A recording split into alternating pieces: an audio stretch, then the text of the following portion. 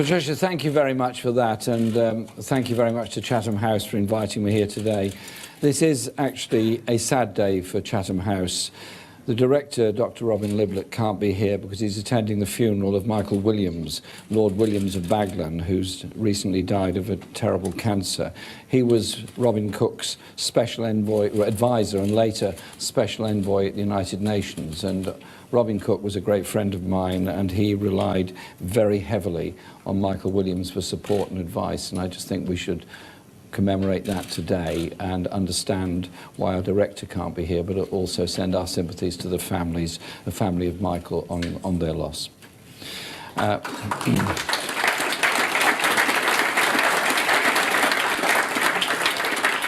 I'd also like to welcome my colleagues from the Shadow Cabinet. Emily Thornbury, our Shadow Foreign Secretary. Thank you very much for coming today, Emily, hot-footed back from Scotland from Question Time. Thank you.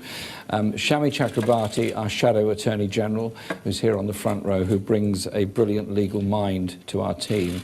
And Kate Osamore, our Shadow Secretary of State for International Development, who gives us an understanding and a brilliant passion about the need to deal with conflict at source by ensuring people all are able to lead decent, good and sustainable lives. And I thank my colleagues for all that they do and support they give. And as I said, I want to thank Chatham House because it's been at the forefront of thinking on Britain's role in the world. And clearly today, Chatham House rules don't apply because apparently this is being live streamed everywhere. And so with the general election less than a month away, it's a good opportunity to set out my approach on how a Labour government that I lead would keep Britain safe, because that is the primary function of government, reshape our relationships with partners around the world, and crucially, work to strengthen the United Nations and to respond to the global challenges that we all face in the 21st century. And I would like to say a very warm welcome to the UN Special Representative from Somalia, who's here today. Where are you sitting?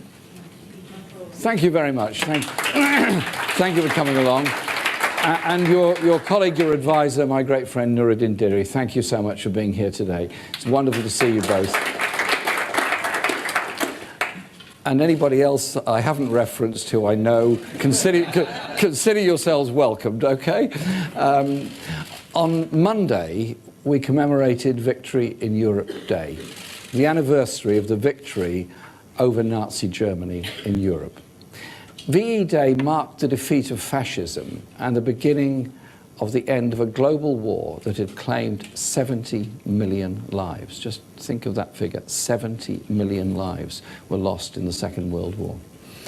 General Eisenhower, Supreme Commander of the Allied Forces in 1944, who was based right here in this square preparing the plan for that invasion of Operation Overlord, later went on to become the Republican President of the United States during some of the most dangerous years of the Cold War in the 1950s. His final televised address to the American people as president was fascinating, and he gave a very stark warning of what he described as the acquisition of unwarranted influence by the military-industrial complex. And he went on to say, only an alert and knowledgeable citizenry can compel the proper meshing of the huge industrial and military machine of defence with our peaceful methods and goals, so that security and liberty may prosper together.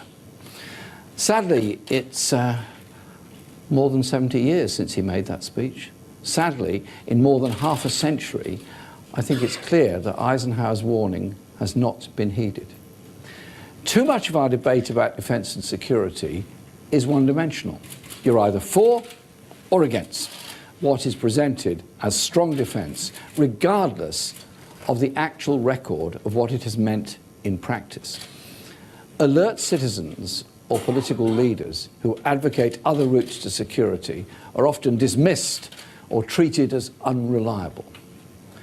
My own political views were shaped by my parents' description of the horrors of war and the threat of nuclear holocaust. Indeed, my parents met whilst organising solidarity with the elected government of Spain against Franco's fascists during the Spanish Civil War, which were, of course, supported by Hitler and the Nazis. My generation grew up under the shadow of the Cold War. Our black and white televisions throughout the 50s and 60s and into the 70s was dominated by Vietnam. As a young person, I was haunted by images of civilians fleeing chemical weapons used by the United States. I didn't imagine that nearly 50 years later, we would still see chemical weapons being used against innocent civilians. What an abject failure. Indeed, I met recently a Vietnam War veteran who had been involved in using Agent Orange and is still traumatized by that experience. How is it that history keeps repeating itself? At the end of the Cold War, when the Berlin Wall came down, we were told it was the end of history. Global leaders promised a more peaceful, stable world. It didn't quite work out like that. Today, the world is more unstable than even at the height of the Cold War. The approach to international security we've been using since the 1990s simply has not worked. Regime change wars in Afghanistan, Iraq, Libya, Syria, and Western interventions in Afghanistan, Somalia, and Yemen haven't always succeeded in their own terms. Sometimes they've made the world a more dangerous place. This is the fourth general election in a row to be held while Britain is at war and our armed forces are in action in the Middle East and beyond. The fact is that the war on terror which has driven these interventions, has not succeeded.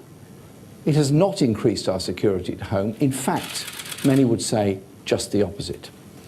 It's caused destabilisation and devastation abroad. And last September, the House of Commons Foreign Affairs Select Committee published a report on the Libyan war, which David Cameron as Prime Minister promoted our intervention in. They concluded the intervention led to political and economic collapse, humanitarian and migrant crises, and fueled the rise of ISIS in Africa and across the Middle East. Is that really the way to deliver security for our people, the people in Britain? Who seriously believes that's what real strength looks like? We need to step back and have, I think, some fresh thinking. The world faces huge problems.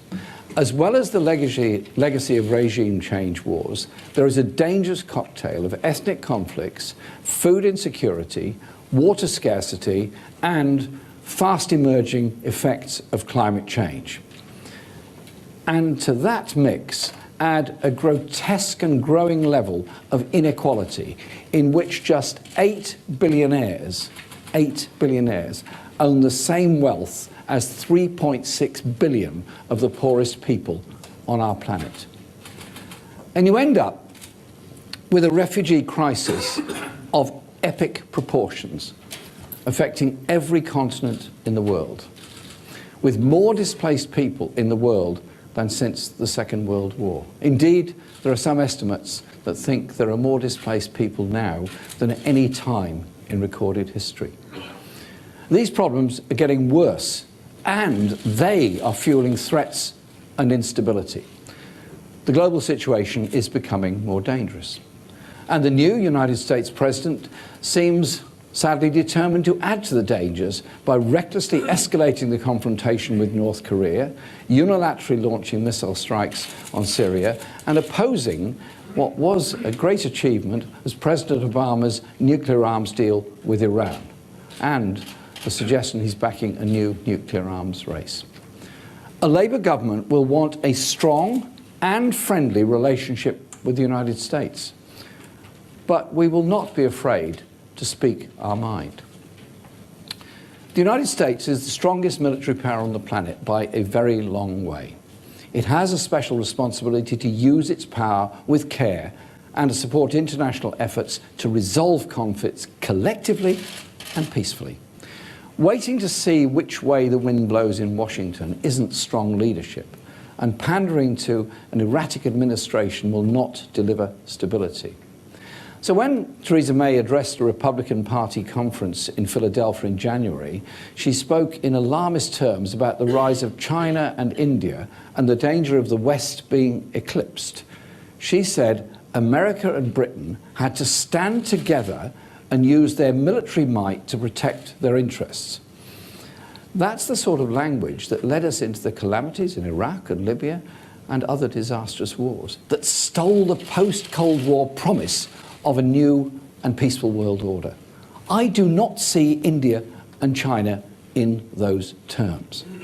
Nor do I think do the vast majority of Americans or British people want the boots of their young men and women on the ground in Syria fighting a war that could escalate the suffering and slaughter even further.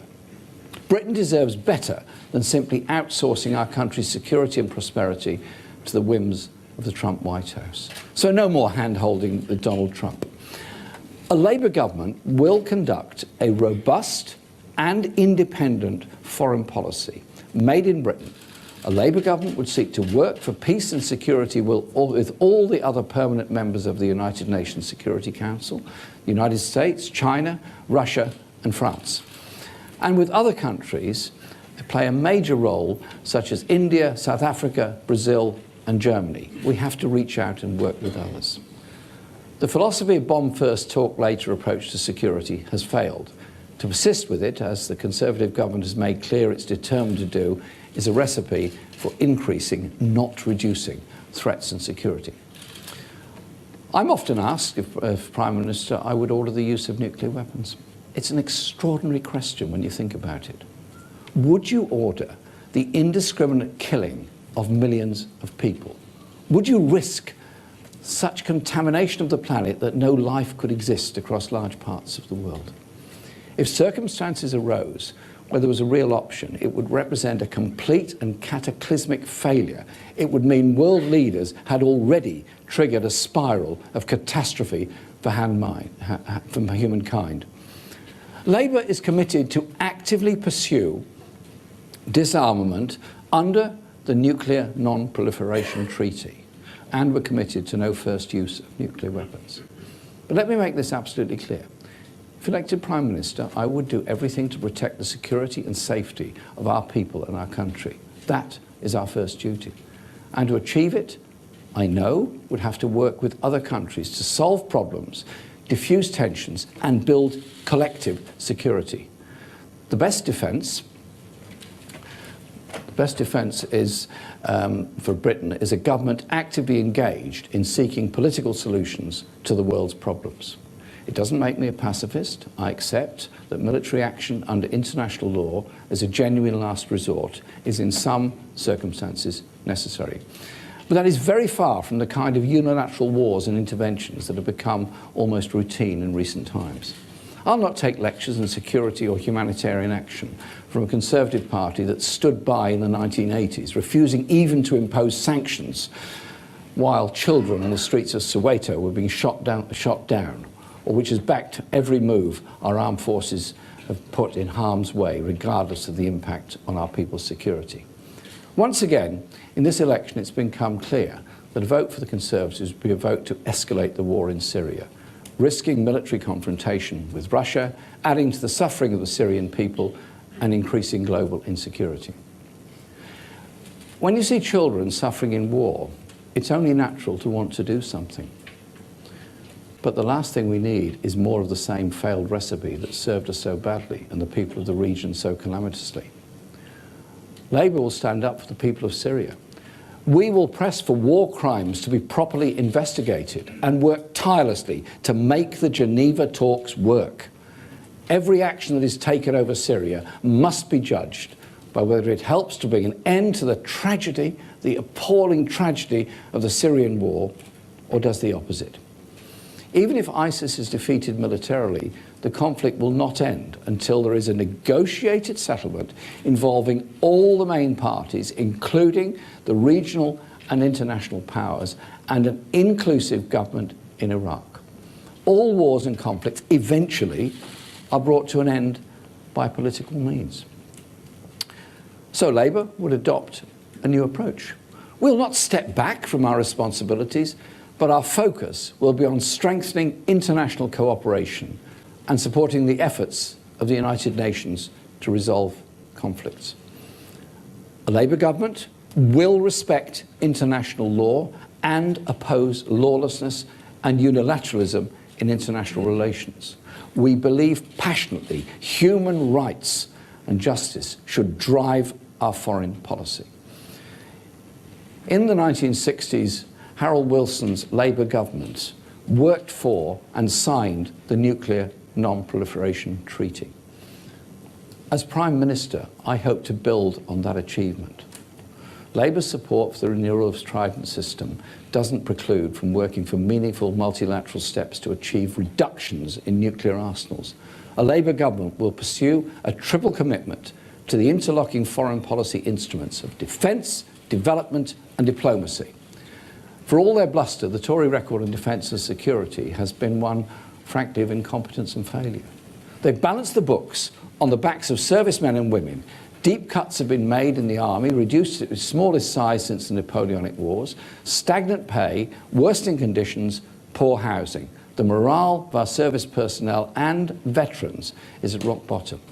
And as the security threats and challenges we face are not bound by geographical borders, it's vital that as Britain leaves the European Union, we maintain a close relationship with our European partners alongside NATO to keep spending at 2%, but that means working with our allies to ensure peace and security in Europe. We will work to halt the drift towards confrontation with Russia and the escalation of military deployments across the continent. There's no need whatsoever to weaken our very strong opposition to Russia's human rights abuses at home or abroad, but to understand the necessity of winding down tensions on the Russia-NATO border and supporting dialogue to reduce the risk of international conflict. We'll back a new conference on security and cooperation in Europe and seek to defuse the crisis in the Ukraine through implementation of the Minsk agreements. We'll continue to work with the European Union on operational missions to promote and support global and regional security. This means our armed forces will have the necessary capabilities to fulfill the full range of obligations, ensuring they're versatile and able to participate. Rapid stabilisation, disaster relief, UN peacekeeping and conflict resolution activities. Because security is not only about direct military defence, it's about conflict resolution and preventions, underpinned by strong diplomacy. So the next Labour government will invest in our diplomatic network and consular services.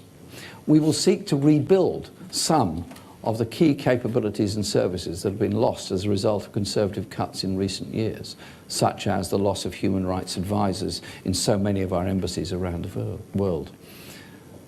And finally, while Theresa May seeks to build a coalition of risk and insecurity with Donald Trump, a Labour government will refocus Britain's influence towards cooperation and peaceful settlements and social justice. The life chances, security and prosperity of our citizens are dependent on a stable international environment. We will strengthen our commitment to the United Nations, but are well aware of its shortcomings, particularly in the light of repeated abuses of the veto power in the UN Security Council. So we'll work with allies and partners from around the world to build support for the United Nations reform in order to make its institutions more effective and more responsive. And as a permanent member of the Security Council, we'll provide a lead by respecting the authority of international law. To lead this work, Labour has created a Minister for Peace who will work across the Ministry of Defence and the Foreign and Commonwealth Office. We'll reclaim Britain's leading role in tackling climate change, working hard to preserve the Paris Agreement and deliver on international commitments to reduce carbon emissions. We'll re-examine the arms export licensing regulations to ensure that all British arms exports are consistent with our legal and our moral obligations. This means refusing to grant export licenses for arms where there's a clear risk they'll be used to commit serious violations of international humanitarian law.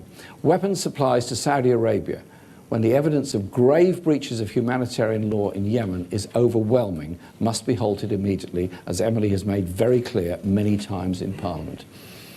I see it as the next Labour government's task, my task, to make the case for Britain to advance a security and foreign policy with integrity and human rights at its core. So there's a clear choice at this election between continuing with a failed policy of continual and devastating interventions that have intensified conflicts and increased the terrorist threat, or being willing to step back, learn the lessons of the past, and find new ways to solve and prevent conflicts. Dwight Eisenhower said on another occasion, if people can develop weapons that are so terrifying as to make the thought of global war almost a sentence for suicide, you would think that man's intelligence would include also his ability to find a peaceful solution. And in the words of another American, Martin Luther King, the chain reaction of evil, hate, begetting hate, wars produce more wars, must be broken, or we should be plunged into the dark days of annihilation. I believe we can find those solutions. We can walk the hard yards to a better way to live together on this planet. A Labour government will give leadership in a new and constructive way, and that is the leadership we're ready to provide, both at home and abroad. Thank you very much.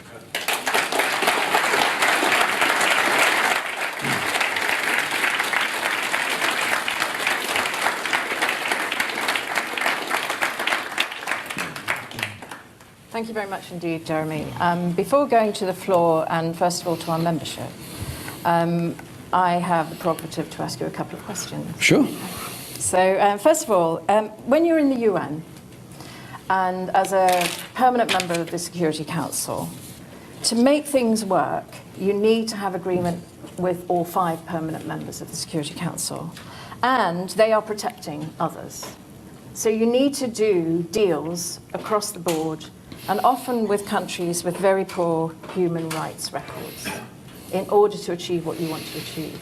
So how does that square with a foreign policy that's based on human rights, that's based on an ethical approach? How do you manage to square the method and the end results? You have to measure your policy against the human rights records that we want and the obligations that all 5 of the permanent members of the Security Council have signed up to through the Universal Declaration and through the International Criminal Court, which is not universal, but we wished it were, and the other conventions such as rights of the child, rights of women, and rights of environmental survival. I think you have to engage with all those countries on it. And indeed, there is evidence that where you do engage, things begin to change. I mean, the engagement with China on environmental issues has changed Chinese attitudes quite a lot, and also I suspect the high levels of pollution in Chinese cities has probably changed attitudes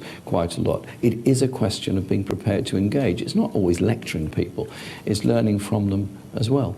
But it's also recognizing that we can't go on as a planet just presiding over this grotesque levels of inequality and accepting that there are tens of millions of displaced people and refugees trying to survive, often in the poorest countries in the world. The numbers who come to Europe by comparison to the rest of the world are actually quite small, but the disaster often affects the poorest in the poorest countries in the world. Think what it's like to be festering in a refugee camp in Libya or other places, just trying to survive. So the 5 members, five permanent members of the Security Council do have a special responsibility in this, and you do have to engage with them. And so I would want to engage with Russia on human rights issues just as much as I would with China or any other country. Thanks. And then, as you know, people have come to expect and welcome your letters from citizens to Prime Minister's questions. So we thought we'd take a leaf out of your book. Okay. And which citizen has written to us? So it's Pauletta from Cheltenham. Mm-hmm. And she's addressing something that you haven't talked about. And she said, "Dear Patricia, please could you ask Mr. Corbyn what he would do to increase cybersecurity in the UK? And at the same time, making sure that we keep our privacy online and are defended from attackers." Cybersecurity is a very good question. It's actually probably the greatest threat that's faced all around the world at the present time, because cyber attacks can disable transport systems, disable communications, disable media, interfere apparently in elections in some countries. There's lots of things. I'm making no suggestions about anything in this country. It's okay. Put your pens down quickly. But it's a very good question, and it is a very serious one. And so you have to ensure that we've got the capability to deal with cyber attacks against our crucial infrastructure, our crucial infrastructure, which is, of course, telephone, mobile phones, and all the other things. But there is also the question of surveillance, and indeed we have challenged the government on this over the question of the right of universal intrusion into people's emails, which I think is to be totally wrong. As a member of the Justice Select Committee, we had these discussions with the European Union during many delegations and visits we had there, and we did put forward appropriate amendments to recent legislation in the House so that we protect the privacy of the individual, but recognise that cyber attacks are real and extremely dangerous. Listen, we live in a very high-tech, complicated world where if you interfere with security systems surrounding power supplies or anything else, then you actually endanger life very, very quickly. You can kill people very quickly without firing any kind of gun or anything else. This is the challenge of our time, and I think it's time that we all faced up to it. Very good question. Thank you, Paulette. Great, thank you. That's Paulette. I'll catch you, Pauletta. Of Cheltenham. Of Cheltenham. And I'm sure that address is significant. Well, I wasn't going to make any reference to, but you have indelicately made one. Okay, so I'm now going to our membership, and I'm looking for people at the back primarily who are young and of any gender they wish to be. So can I encourage people to... Yes, you get your turn, don't worry. So you're looking, only young members get to ask a question, is that what you're saying? Yes, not quite. I just want to start off the questioning perhaps with the voice from the future. So... Is there anyone? No?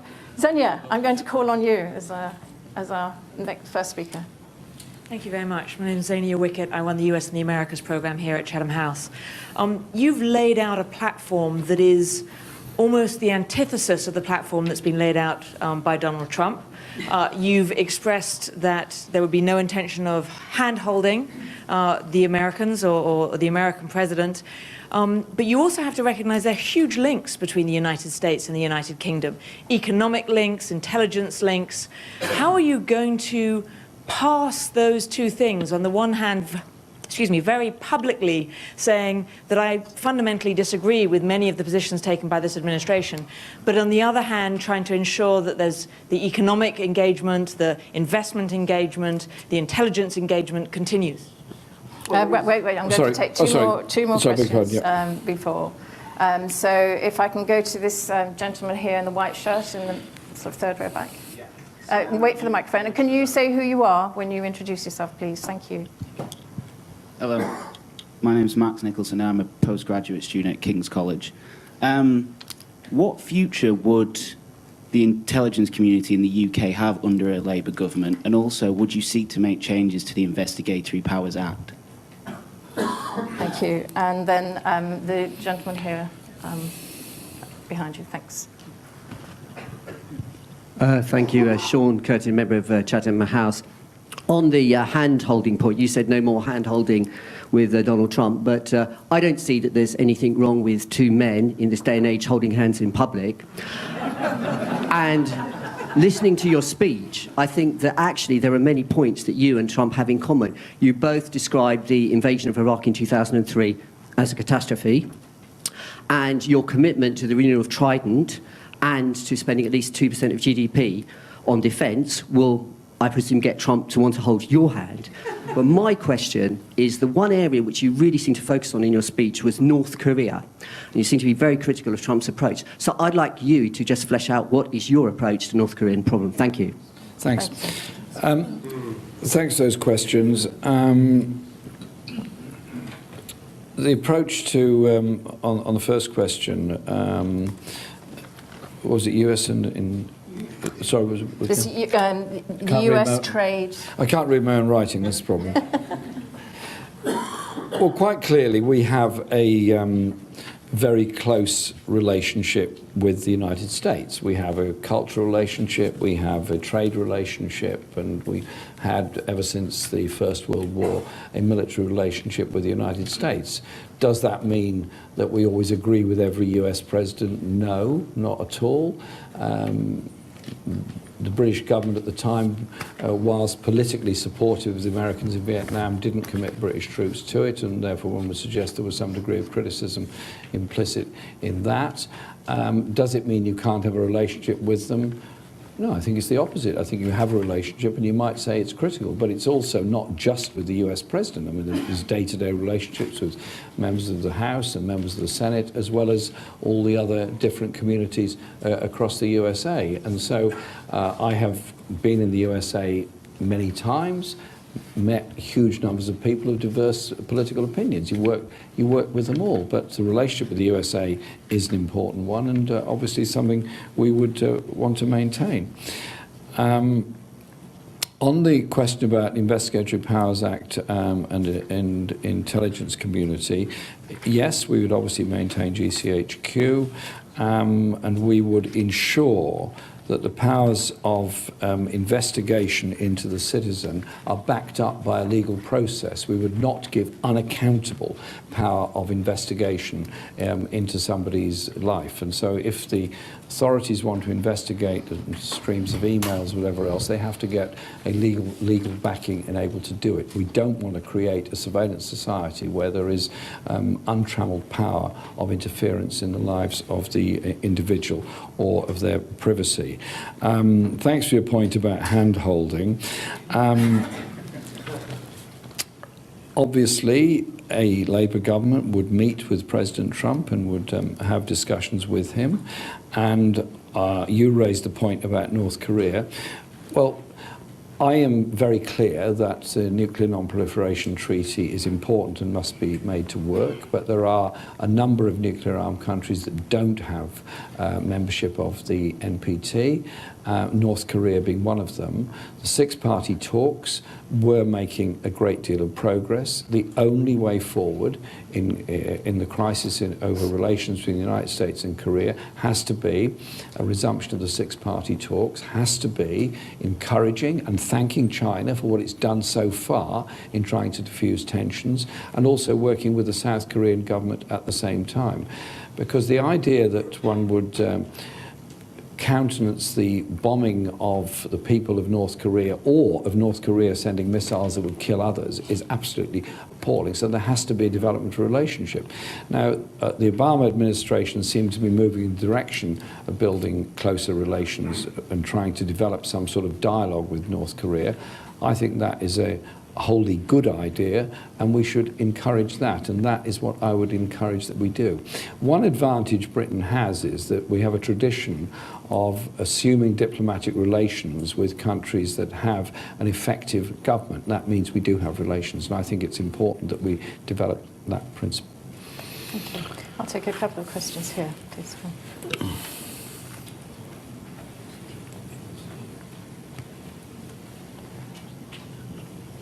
Mr. Corbyn, John Pienaar, BBC News.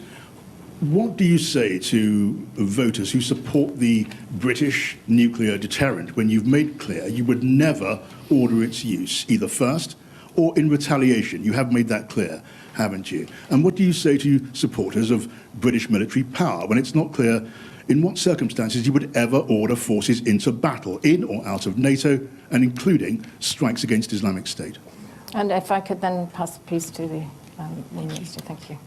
Morning, Jeremy. Rachel Younger from ITV News. You say military action in some circumstances is necessary. You opposed it in both Kosovo and Sierra Leone. In retrospect, were those interventions the right thing to do?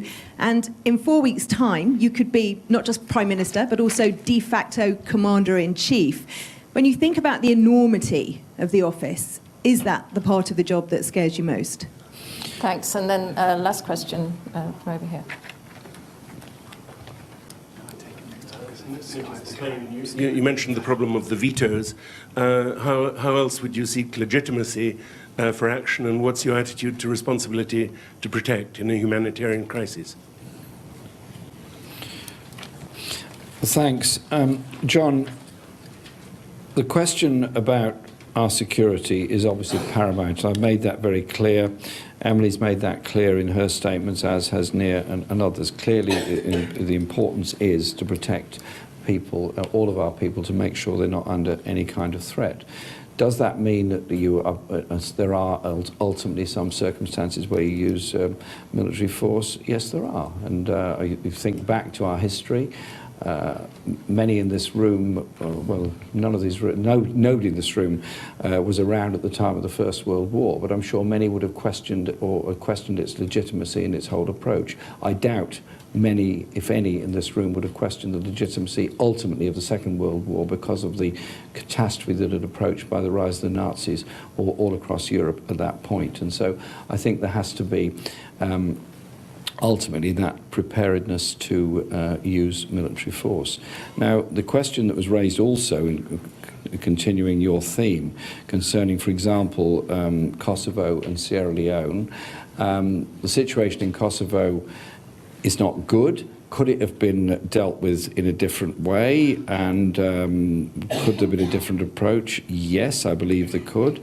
On Sierra Leone, there was actually quite wide agreement on the principles behind it, but there has to be a follow-up as well, and the follow-up has to be the kind of support and nation building you give at the end. And there have been places I've been to where there has been UN-backed military action in order to bring about or ensure a ceasefire, and continue development of that country. I was, for example, a UN observer at the East Timor referendum, which had come at the end of an appalling civil war that had gone on for decades, with tens of thousands of people lost their lives, and that military UN intervention to enforce the ceasefire by and large worked. And I think you have to be aware that there are cases where you can do that, but it has to be done on a basis of law, and it has to be done through the United Nations.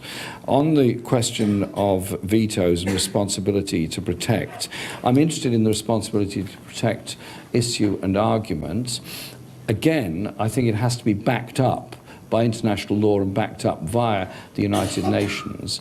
I have also been in Rwanda and Burundi and the DRC, and the war in the DRC has claimed probably more lives than any other conflict that has happened since the Second World War. It has not had the attention of the world's media. It has not had the concentration of the world's media, and the killing has gone on. Rape has become an instrument of war in the DRC, and indeed I've been in Goma meeting hundreds of women who were collective victims of rape, and it was the most traumatic and educative experience of my life just to talk to them. Could something have been done? Yes. Could we have done more to promote a ceasefire? Yes. Could we have done more to challenge blood diamonds, coltan, and all the other things that are brought out of DRC? Yes. Why didn't we? Many, many questions I ask, one of which is the economic interests of people that didn't want us to intervene because they were getting the wealth out of there. Could something have been done to intervene at the time of the genocide in Rwanda? Yes, I believe it could. And indeed, I've met people in both Rwanda and Burundi who feel very bitter to this day that more was not done.